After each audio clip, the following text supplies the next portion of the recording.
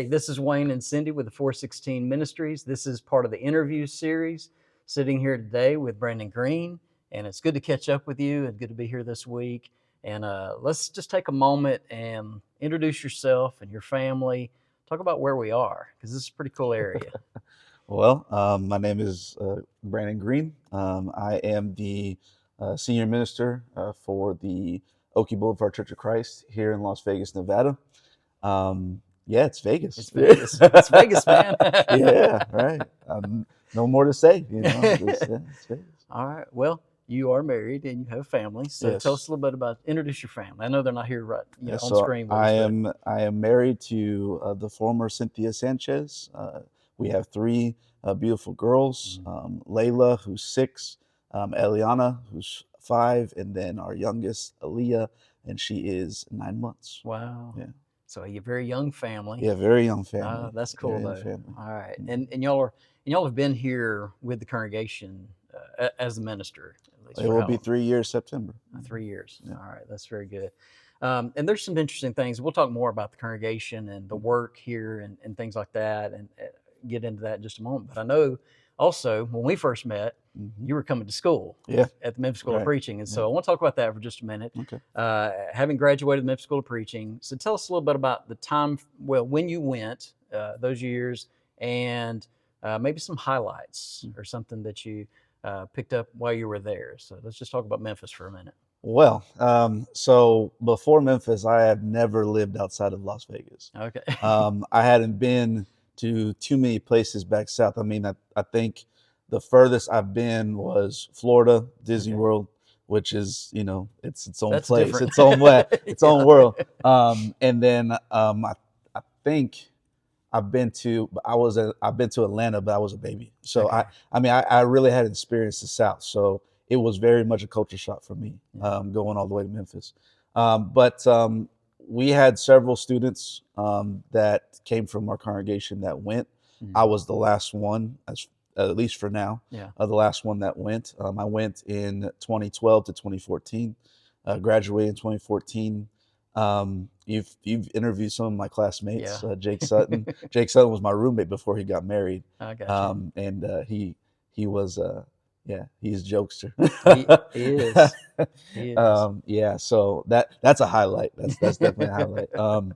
But I met some of my closest friends, Ronald Sanders Jr., who preaches out in Detroit now, and Matthew Charles Prince, who I believe he's running a orphanage now. So those have been some of my close friends. But my time there, man, I thought I knew that I wanted to preach. I think when I got there in my first year, I didn't know if I wanted to do this. As the old saying goes, it's like, trying to drink from a fire hose. It was just a lot. I was told most of my life that I wouldn't amount to anything, that I wouldn't be able to get higher education. So Memphis really was the fact that I was able to get through it really told me like I can actually do this, But yeah, it was. I had some of my instructors I still remember to this day. Curtis Cates. We only had him, unfortunately, for a short period of time before he passed while we were in school.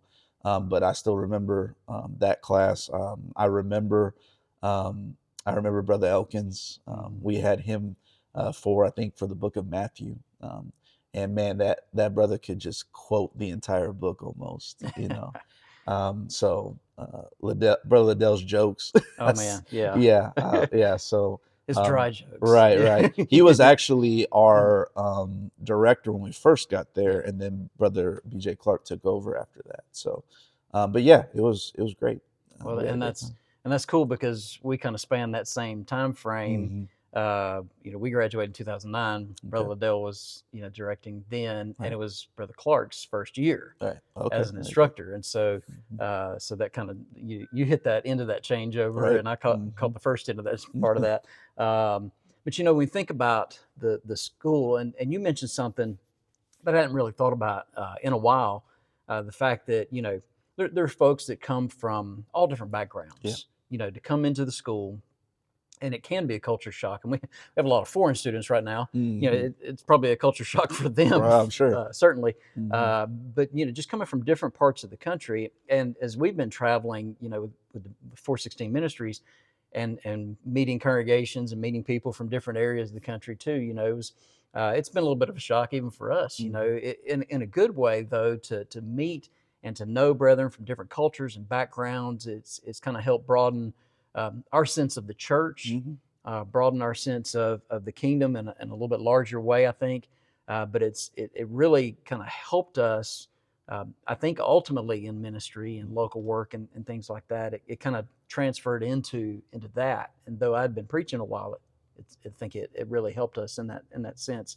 And think about your experience. And you mentioned Jake, and there's a lot of guys there, you know, in your class, and I'm friends with some of those same guys, so I love them.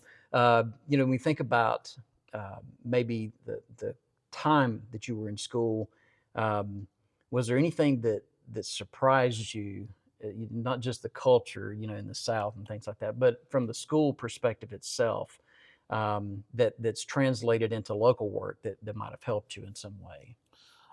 I mean, there's probably a lot of things that I think tools that I've been able to use. But I would say really just being that I'm from an area where you pretty much meet just about every culture, pretty much in the world lives here, you know, will pass through here at some point. So just being able to meet people that are outside my comfort level, you know, outside my vernacular, because I mean, you know, Southern talk is very much different than what I'm used to out here. I mean, granted, I mean, Randy Mabe, who was my minister growing up, I mean, he's from the South, so he still has his accent, you know, still there. He was out here for a long time. Yeah, right. Couldn't shake it. Good old Tennessee boy. You know, so I kind of got that, but I mean, even his you know, language kind of changed being here for so long. But yeah, just getting to just seeing the type of, I would say, family atmosphere, the depth of generations of families who have been in the church. We're not really used to that here in the West. Most you know, families out here in the West, I mean, they're literally coming from the world, and their families are being introduced for the first time. Their kids are older, you know. It's very interesting to see that generation, you know, generational Christians. It's really cool to see. Yeah, and I think one time I had gone to the lectureship. This is before we had gone to school, and Brother Bland, he, you know, said, "Yeah, you can stay with some of our students," and so he put me in an apartment, and there was a guy that was French Canadian, there was a guy from the Philippines, and a guy from South Africa. And so you're talking about culture shock from a boy from the South, you know, to come and to room with those guys for the week. But it was one of the best weeks that I remember. We just had a ball, you know. It was very cool. But it is eye-opening, culture-wise. It makes a difference, obviously, in how you preach, how you present, and those kind of things, and how you minister ultimately. I think just by me being there was also a help to the other students, because most of them never met anybody from the West, you know, let alone another Christian from the West. You know, most of them haven't. So, I mean, I think it was just shocking just telling people where I was from. You know, like, there's a church out there. Like, yeah, they're right, yes. Right, exactly, right. You know, we you know, this building is actually in the casino right now. You can't see it. You know, but you know, I think that kind of help some of the students, you know, realize, like, hey, you know, we're out here, you know, and the church is still strong. We're smaller in number, probably more, you know, we don't really have a lot of congregations that are over 100 people, but you know, the church is still strong out here. There's some really great brethren out here. And that's what I've, you know, realizing and talking to you and talking to some other folks, you know, in the area. I think it's interesting to see different, you know, geographical areas, but how the church is, you know, has its struggles, but still thriving in a good way. So let's talk about Oakey Boulevard. Let's talk about the church here, and I know it has a long-standing history in the community, but I'll think about your work here. You've been here 3 years, but you also grew up here. How does that work? Right. Well, first of all, I think we kind of abuse what Jesus said about a prophet's not welcome in his own country or town. It's a general rule. Sometimes it doesn't work out, And that was one of the fears. So I have been ministering most of my time in California, and so this was my first work outside of California, other than working with congregations while I was in school. So first of all, I never thought we would leave California, and I never thought that I would be back here, let alone. But the last 3 years, when I first was brought on, this congregation pretty much only wanted me to, do the preaching and teaching. They didn't really have more expectations than that. Really, my role, since I've been working with the leadership here, my role has been more of figuring out what my place is here, which is kind of different. I think a lot of, especially when you have a congregation with elders, we unfortunately don't have them as of now. But I think, usually, the congregation will send out an advertisement of exactly what they want. Right. That's not what happened with me. As one preacher was leaving that also grew up here, they pretty much just started talking to me. So they didn't have to go out and look, right. So we've been kind of figuring out what my role is here, other than just the teaching and preaching. But one of the passions that I've had since I've been back, since I've been working with an organization outside of this congregation. I've been working with it's a faith-based group. I don't know if we would necessarily agree, with their theology and things of that nature, but what impressed me about this group is that they are very much about mental health. They're about coaching, counseling, just areas that I think that unfortunately, 2 years at a preaching school is just not gonna cut. The focus there was on preaching and teaching. It wasn't so much on counseling, even though we talked about it, in Brother Greider's class. So I'm sure, like a lot of preachers, man, like some of the situations that we're in, we're like, where was this? Like we weren't told about this, and I felt that I wasn't prepared for a lot of it. And so I started my own journey going through my, courses that I found. One of the major ones was the American Association of Christian Counseling. I did a lot of my studies through them. And recently graduated from a few of their programs, and I still have one more to go. But working with this company has really inspired me to do that, and to really help in pastoral care and things of that nature. So I've been really focused a lot on that. We are in the process of hopefully even having, as far as like AA groups that will be meeting here. I've been counseling, coaching people, both in the congregation and also within the community, and we want to kind of expand that and continue to work and do that. So that's been a passion of mine, and I think it's been really good for the congregation. And do you see that kind of as the one of the main focuses for evangelism in an area like this that's probably difficult in some ways to evangelize? Right. So we're hoping that this will be a way to outreach. One of our brothers, his name is Dean Munoz. Big guy, can't miss him. Like his personality is just, it's contagious. Nice. As you know, he talks to you while you preach. Absolutely. I love that brother to death. He is actually, and not to tell his full story, but he came from a really rough path. And when he learned the gospel, probably, I want to say maybe 10, 12 years ago, it really changed his life. And because of that, he's actually, over time, as a lot of his guys that he used to roll with are coming out of the prison system, and trying to change their life. He's been catching them just before they got out. That's good.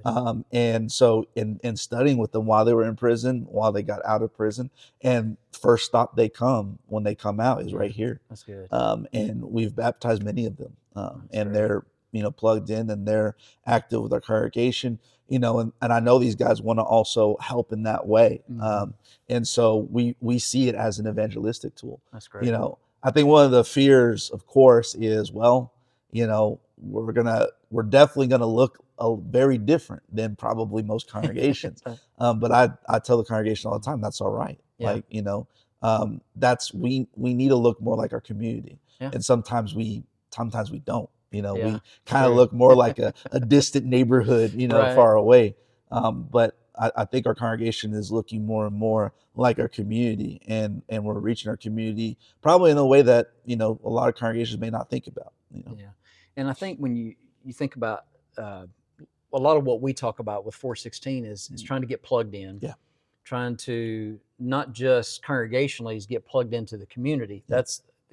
That's one of the big things that we're working on. But we want to help congregations to find those individuals who are ready to serve and want to serve and have a passion to serve. A lot of them have backgrounds that lead into a different way of serving, and such as this brother as well. And I think that's healthy for a congregation. That's what you want to see. And so it's natural that the congregation is going to look different, maybe than what we're used to. That's okay. I think that's a great way to put that.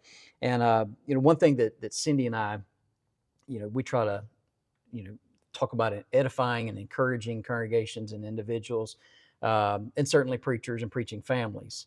And we don't have to get into the details of this, but we talked about some things the other night, even that we've gone through in our past, and things like that, things that we've faced as ministers in those situations that have been difficult for us. They shape us. They mold us into who we are today. Obviously, those experiences. But going through the things in ministry, is there something that has, when you were discouraged or when you were down and out in some way, not sure what was coming next, or something that really helped you kind of get through those situations? I think that's helpful for anybody listening, whether a preacher or not, just to know that, okay, we go through struggles too. And so there's something that really helped you kind of get over the hump, so to speak, keep your faith and keep moving forward. Yeah. So just briefly, we had a pretty rough time in our ministries in California. Not to say that there are a lot of ministries out there that are doing quite well. Sure. We had never been at a congregation for more than 3 years. This September will be the longest for us. Yeah. And we really haven't. Well, I would say that really being here has been the healing for us.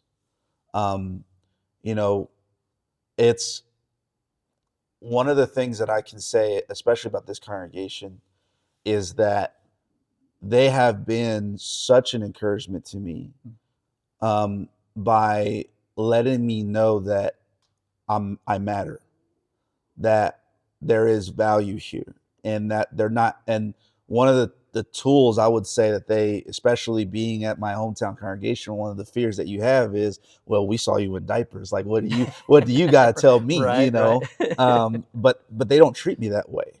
Yeah, they respect me. I'm not saying that the other groups didn't, but I think one of the problems I had was we didn't feel respected. We didn't feel valued. We felt disposable almost. Yeah. So being here, I had so many times being here, and I don't know why it just won't go away. But I'm glad that my congregation kind of reminds me.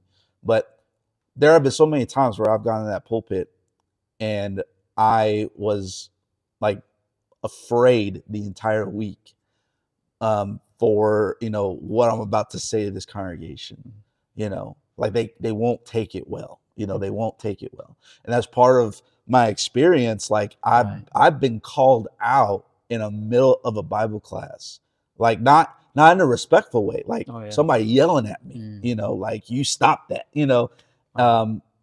so I'm expecting that here, I'm expecting the shoe to drop, so to speak.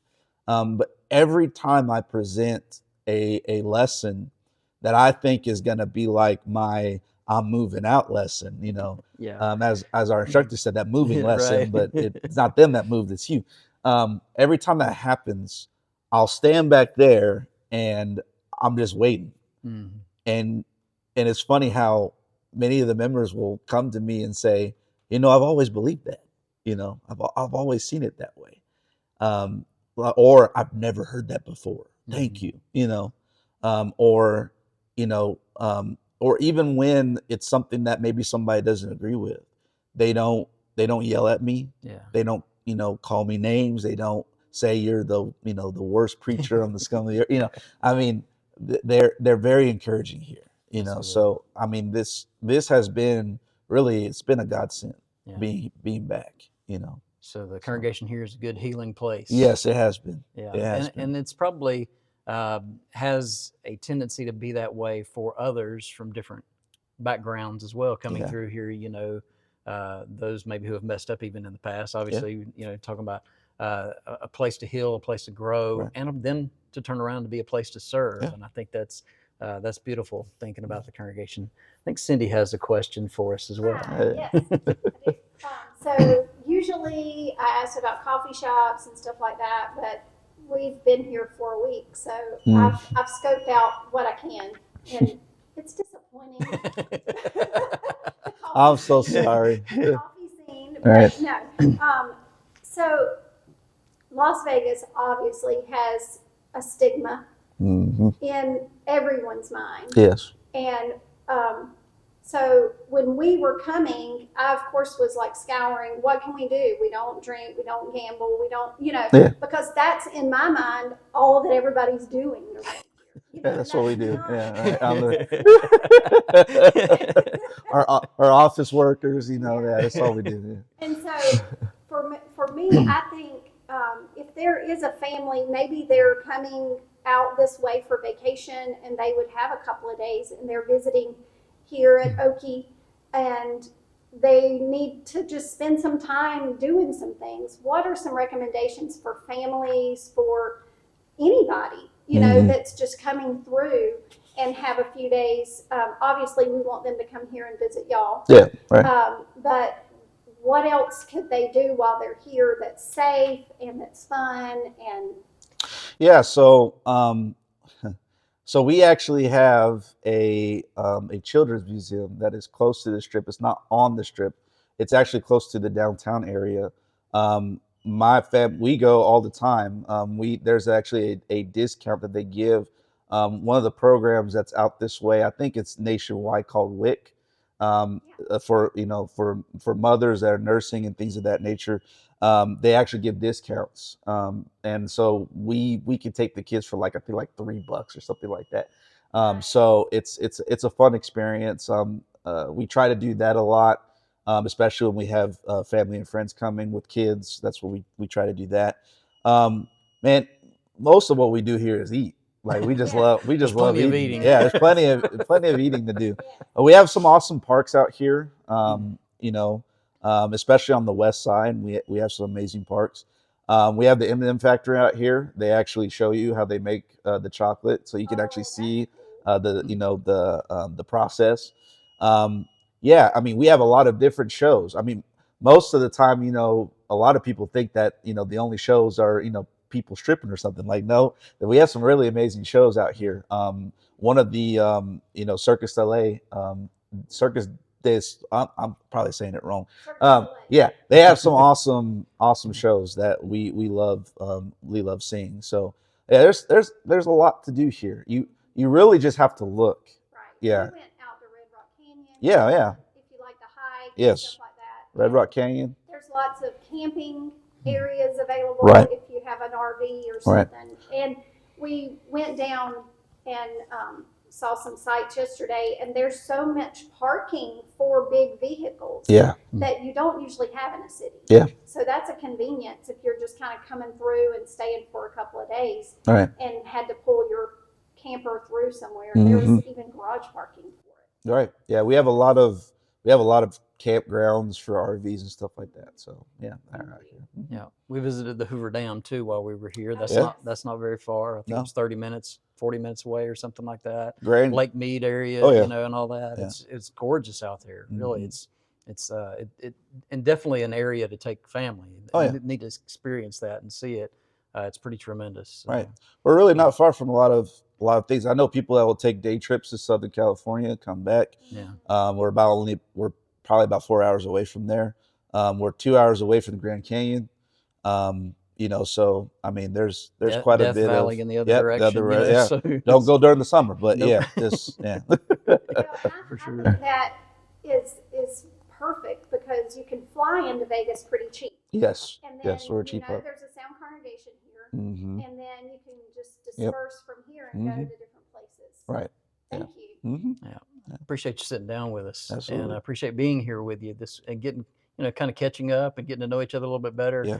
And I appreciate the work that you're doing here. Appreciate this congregation for allowing me to preach, Yeah. you know, while I'm here too. That's always a good thing. So we will include. Maybe mention about foundations and how this congregation has been a part of foundations from Yeah. the beginning. Yeah, absolutely. Early on, there's a lot of guys and gals, I guess, that have gone through gone to foundations, the Memphis School of Preaching, and a teen program, if you will, and to have come from here. And a lot of those would always kind of fly back the day early because they had to go to Yosemite Bible Camp. You know, it was the next week. But we've you know, loved all those folks coming through here, and that's been a benefit, I think, probably because they get that training too. You know, even as teenagers, those are servants. You know, and I love the fact, you know, we've kind of mentioned just off camera, you know, the history with that. Some of those, you know, have gone away, but have come back to the church, you know, and there was some good teaching that they had, you know, and those families I know worried over them and, you know, were concerned with that. But it's, you know, to have that extra teaching and that extra bond with, you know, their peers, you know, through the kingdom, I think was probably a good help bringing them back. Yeah. And so I think that's important. You know, every congregation, you know, has a history to it. But when you start thinking about their work throughout the brotherhood, certainly, you know, Brother Randy May was out here for years and years, you know, and did a wonderful work, you know, and you know, held the line out here, you know, and did a lot of great teaching. And so very thankful for this congregation and working in this area, being a beacon of light in an area that has a stigma, as Cindy mentioned too, you know. We've been here since '62. Yeah. So and I think that's a tremendous thing to think about, you know, a congregation that could have fallen easily to the side in an area that is kind of it's a hard work in many ways. But this congregation's working and getting the work done, you know, and working with a Spanish congregation in the area too, you know, and so that meet here in the building. And so there's a lot that's going on. And so check out the Oakey Blvd congregation. We'll have links in the description below and for all of our 416 links as well. And make sure that you like, subscribe, follow along, give us a rating, do all those things that are going to help us get the word out to so many other people. Thanks for following. We'll see you further down the road.